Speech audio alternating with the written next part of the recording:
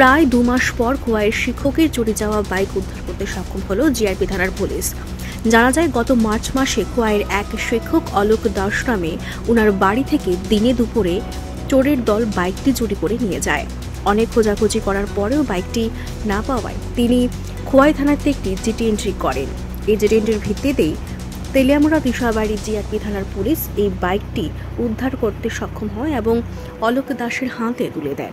বাইকটা গত মার্চ মাসের 4 তারিখ 2025 চুরি হয়েছিল বাড়ি উঠান থেকে।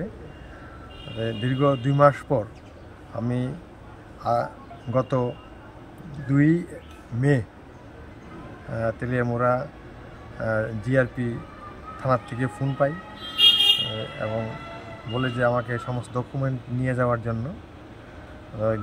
ওইখানে গিয়ে দেখি যে হ্যাঁ, নাম্বার মিলে এটা আমার বাইক। তারপর তারা আমাকে হস্তান্তর করে এবং আমি একটু বাড়ি নিয়ে আসি। কিন্তু আরেকটা বিষয়, বাইকে তো কোনো নাম্বার প্লেট নেই।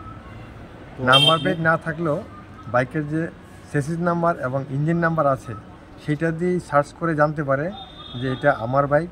কারণ রেজিস্ট্রেশনে আমার নাম, আমার ঠিকানা এবং আমার ফোন নাম্বার ছিল। ওই ফোন নাম্বারে আমাকে ফোন করে এবং ওনারা জানতে চান যে আমার নাম কি, বাড়ি কোথায়, কীরকম বাইক, কোথা থেকে হারিয়েছে, কবে হারিয়েছে, ডিটেলস বলার পরে আমাকে তারা ওইখানে যাওয়ার জন্য অনুরোধ করে।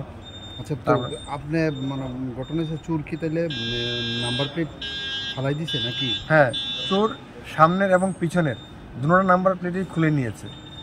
পুলিশের দেখে তাতে আরও সন্দেহ বেড়ে যায় যে নতুন বাইক, অথচ নাম্বার প্লেটগুলি খোলা হয়েছে জোর জবরদস্তি করে, নাটগুলিও তাতে লেগে আছে। কিভাবে উদ্ধার হয়েছে?